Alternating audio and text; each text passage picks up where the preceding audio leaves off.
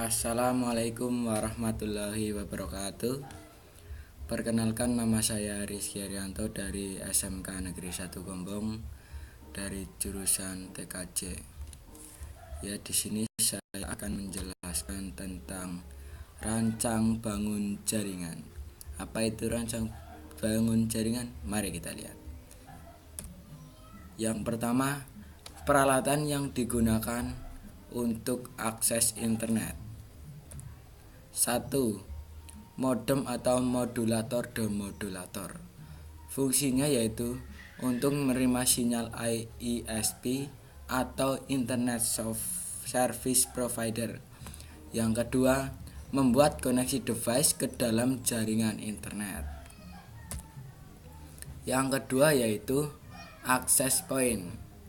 Fungsinya yaitu memancarkan sinyal nirkabel dari sebuah ISP, namun access point lebih banyak digunakan sebagai apa yang kita kenal sebagai hotspot. Yang ketiga adalah komputer dan device. Setiap komputer atau device seperti laptop, PC, smartphone, tablet, dan juga PDA akan terkoneksi dengan jaringan internet, sehingga kita akan bisa mengakses internet dengan menggunakan komputer dan juga device. Yang keempat yaitu router. Router merupakan salah satu perangkat keras yang bertugas untuk melakukan proses penghalangan dan penyaluran koneksi internet melalui protokol. Soal nomor 2. Macam-macam modem dan berdasarkan fungsi dan cara kerjanya. Yang pertama adalah modem internal. Apa itu modem internal? Modem internal merupakan modem yang terletak di dalam komputer. Fungsinya yaitu untuk menerima sinyal atau mengirim sinyal.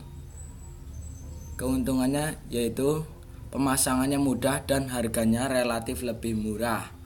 Modem internal ini juga dikenal dengan on-board modem. Yang kedua yaitu modem eksternal. Biasanya ditancapkan pada slot USB atau kabelan.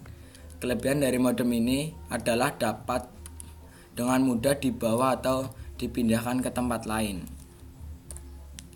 Yang ketiga yaitu modem analog. Fungsinya menerima data dalam bentuk sinyal analog melalui satu jaringan transmisi data, kemudian menghubungkannya menjadi data digital untuk dikirimkan ke komputer atau sebaliknya. Yang keempat yaitu modem DSL atau Digital Subscriber Line.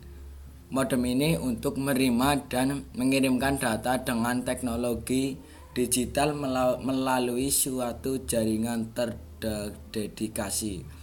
Ada dua jenis yaitu ADSL dan juga DSL. Yang kelima, modem kabel. Modem kabel adalah modem yang menerima dan mengirim data internet yang melalui jaringan TV kabel. Data yang diterima atau dikirim juga berupa data digital dengan kecepatan setara modem DSL. Yang keenam yaitu modem CDMA. Modem dial-up wireless bekerja dengan teknologi CDMA atau Code Division Multiple Access. Misalnya modem CDMA USB, atau dapat pula menggunakan telepon genggam CDMA. Yang ketujuh yaitu modem GSM. Modem GSM atau modem wireless mobile yang bekerja pada jalur komunikasi telepon genggam GSM. Modem ini mendukung layanan GPRS atau EDGE atau layanan 3G. Yang ketiga yaitu cara koneksi internet tidak terlepas dari teknologi yang mendukungnya. Cairilah teknologi tersebut sampai yang terkini. Satu, melalui jaringan. Melalui jaringan yaitu salah satu cara untuk terhubung ke internet.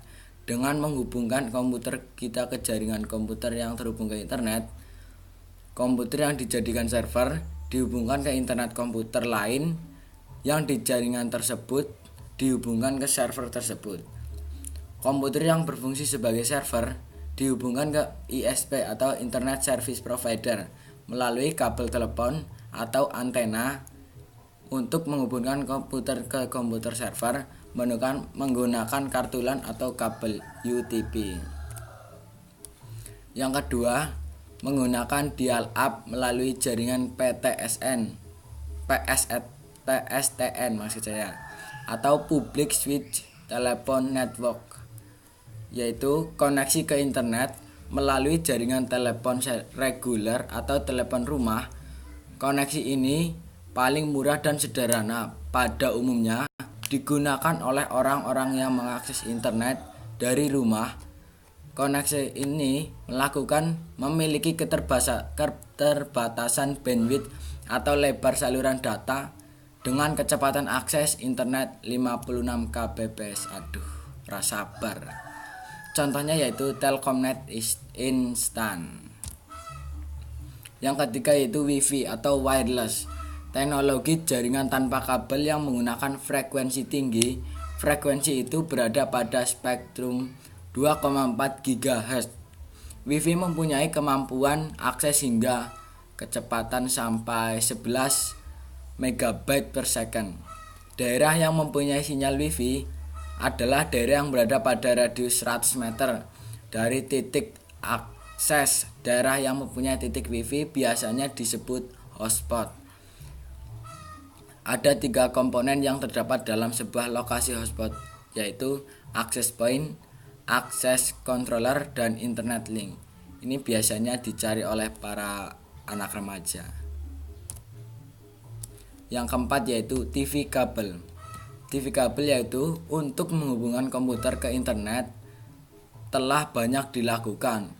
Kelebihan menggunakan akses internet dengan TV kabel adalah kita dapat mengakses setiap saat dan bebas dari gangguan telepon sibuk. Jaringan TV kabel adalah jaringan dengan jalur komunikasi data yang lebar. Syaratnya, satu, berlangganan dengan menyediakan layanan TV kabel yang dilengkapi dengan layanan internet. Ya, internet atau kartu internet. Yang kelima yaitu GPRS. Koneksi yang menggunakan perangkat ponsel atau pada personal data asistan, yaitu yang berfungsi sebagai modem dan dihubungkan ke komputer melalui kabel data inframerah atau Bluetooth dengan menggunakan operator ponsel sebagai ISP. Komunikasi data dan suara dilakukan dengan menggunakan gelombang radio. GPRS menjanjikan kecepatan 56 kbps sampai 114 kbps atau kilobyte per second. Keunggulan dari GPRS adalah dapat mengakses internet dari mana saja, yang penting memiliki sebuah komputer, telepon seluler yang dilengkapi fasilitas GPRS dan sebuah SIM card. Kelemahannya yaitu mendapatkan koneksi internet secara mobile. Kita harus melakukan setting tertentu pada telepon seluler kita. Yang keenam yaitu teknologi ADSL. Adalah teknologi akses internet menggunakan kabel tembaga, sering disebut dengan teknologi suntikan atau injection technology. Frekuensi sinyal yang digunakan sekitar antara 25 kHz sampai 1 MHz. Dengan cara seperti itu, maka ADSL dapat mendukung pengiriman akses data dari 1,5 MB sampai 9 MB per second saat menerima data atau downstream rate, dan dari 16 kbps hingga 640 kbps saat mengirim data atau upstream rate. Yang ketujuh adalah satelit. Satelit adalah sebuah layanan internet yang menggunakan antena parabola yang dapat menyediakan akses download hingga 400 kilobit per detik atau 400 kbps. Yang kedelapan yaitu teknologi WAP, sebuah protokol yang memungkinkan para pengguna ponsel dapat mengakses internet dengan menggunakan built-in browser pada handphone, bekerja dengan modus teks dengan kecepatan sekitar 9,6 KB per second. Yang kesembilan adalah GPRS, salah satu standar komunikasi wireless atau nirkabel yang memiliki kecepatan koneksi hingga 115 KB per second dan mendukung aplikasi yang lebih luas, misalnya grafis atau multimedia. Biaya akses internet dihitung melalui besarnya kapasitas per kilobyte yang didownload. Yang ke-10 yaitu 3G atau Third Generation. Teknologi 3G terbagi menjadi GSM dan CDMA. Teknologi 3G sering disebut dengan mobile broadband karena keunggulannya sehingga modem untuk internet yang dapat dibawa mana saja. Yang keempat, media transmisi jaringan internet bisa dikelompokkan menjadi dua. Yang satu, media transmisi guided.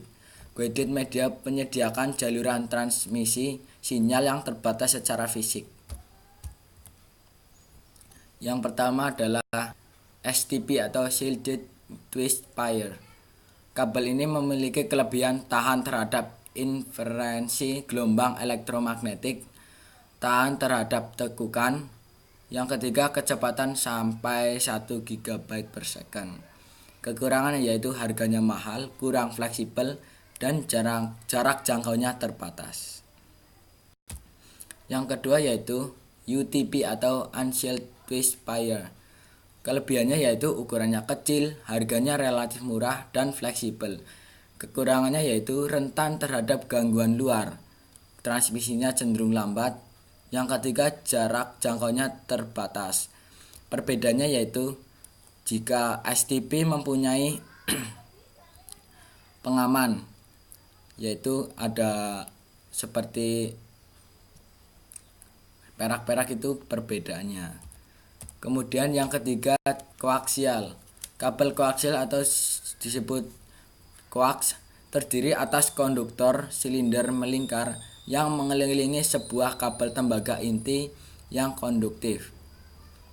Kelebihannya yaitu penghantar listrik yang baik, tahan terhadap gangguan, lebih murah. Kekurangannya yaitu pemasangannya rumit, jangkauannya terbatas, peka terhadap variasi temperatur. Yang keempat adalah fiber optik. Kabel fiber optik merupakan media networking yang mampu digunakan untuk transmisi modulasi. Kelebihannya yaitu satu, kecepatannya tinggi. Yang kedua, tahan terhadap gelombang elektromagnetik. Yang ketiga, mampu membawa paket-paket dengan kapasitas besar. Yang kekurangannya, harganya mahal, tidak dapat diletakkan di tikungan tajam. Yang ketiga, sulit disambung. Yang kedua, media transmisi unguided, yaitu mentransmisikan gelombang elektromagnetik tanpa menggunakan konduktor fisik seperti kabel atau serat optik. Contoh sederhana adalah gelombang radio. Ya, sekian presentasi dari saya. Bila ada kesalahan dan kekurangan mohon dimaafkan. Jangan lupa like and subscribe ya. Terima kasih.